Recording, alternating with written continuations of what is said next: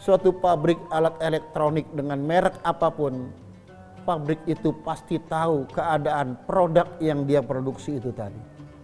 Manusia adalah produk Allah Subhanahu wa taala. Alam semesta ini adalah produk Allah Subhanahu wa taala.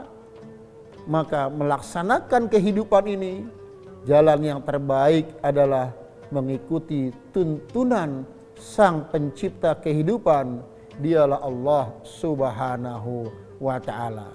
Buka pintu hati, hidayah akan datang. Buka pintu hati, perbaikan akan datang. Buka pintu hati, sifat istiqomah akan datang. Buka pintu hati, segala kebaikan akan mudah dilaksanakan. Buka pintu hati, insya Allah husnul khotimah akan kita dapati. Amin ya rabbal alamin. Pemirsa yang dirahmati Allah Subhanahu wa taala. Yang kedua adalah kesiapan untuk melaksanakan petunjuk itu sendiri. Shiratal mustaqim, yaitu jalan yang lurus. Di awal tadi sudah saya sampaikan, untuk bisa melaksanakan kehidupan ini dengan benar adalah mendapatkan petunjuk dari Pencipta kehidupan ini. Setelah kita siap secara mental menerima petunjuk Allah Subhanahu wa taala, maka kita siapkan pula perbaikan-perbaikan dalam diri kita. Itulah jalan menuju shiratal mustaqim, jalan yang lurus. Dalam satu kitab tafsir disebutkan shiratal ladzi la i'wijaja fihi wa huwal Islam. Jalan yang tidak ada penyimpangan di dalamnya, itulah jalan Islam. Jadi jalan yang lurus adalah jalan yang Allah berikan. Jalan yang lurus adalah jalan Islam. Inna hadza sirati mustaqima fattabi'uhu. Inilah jalanku yang lurus, kata Allah Subhanahu wa taala. Fattabi'uhu, ikutilah. Para pemirsa yang dirahmati Allah Subhanahu wa taala. Bagaimana kita melaksanakan petunjuk Allah Subhanahu wa taala, hidayah Allah dalam kehidupan? Dinang qiyamah, selalu berpedoman. Pemirsa yang dirahmati Allah Subhanahu wa taala, ada kalanya kita bingung menghadapi suatu masalah dalam kehidupan. Ada kalanya kita mengalami kebuntuan dalam melaksanakan kehidupan. Demikian pula suatu perbuatan yang rutin kita lakukan, tapi terkadang kita bingung juga ketika menghadapi masalah.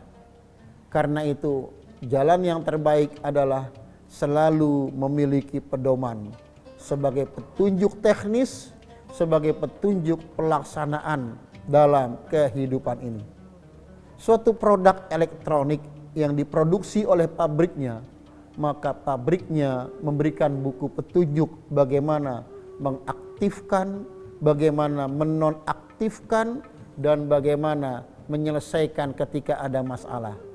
Manusia ciptaan Allah, Allah ciptakan Al-Quran sebagai petunjuk bagi manusia dalam melaksanakan kehidupan.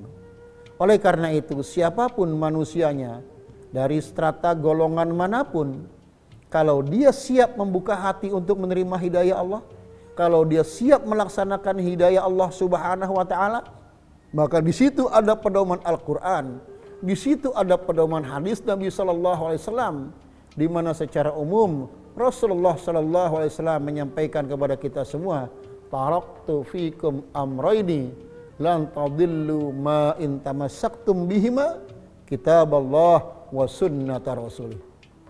Rasulullah mengatakan, aku tinggalkan kepada kalian dua pedoman yang kalian tidak akan sesat dalam kehidupan kalian. Dalam urusan pribadi kalian tidak akan tersesat. Dalam urusan rumah tangga kalian tidak akan tersesat.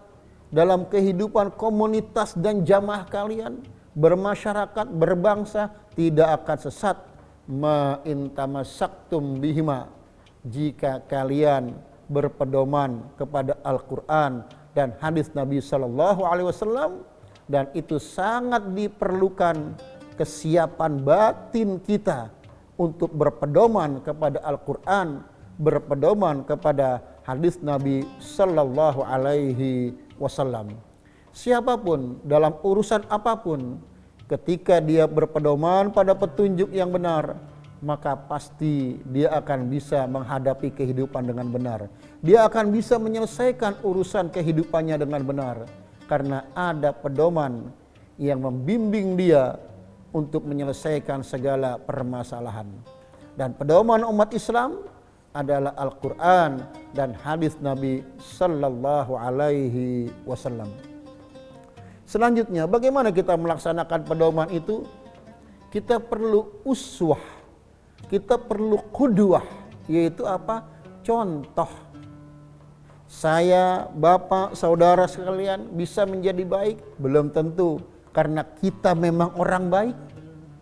Tapi kita bisa menjadi baik karena ada orang yang lebih dulu baik sebelum kita. Nah, orang yang lebih dulu baik sebelum kita, itulah yang menjadi contoh kita.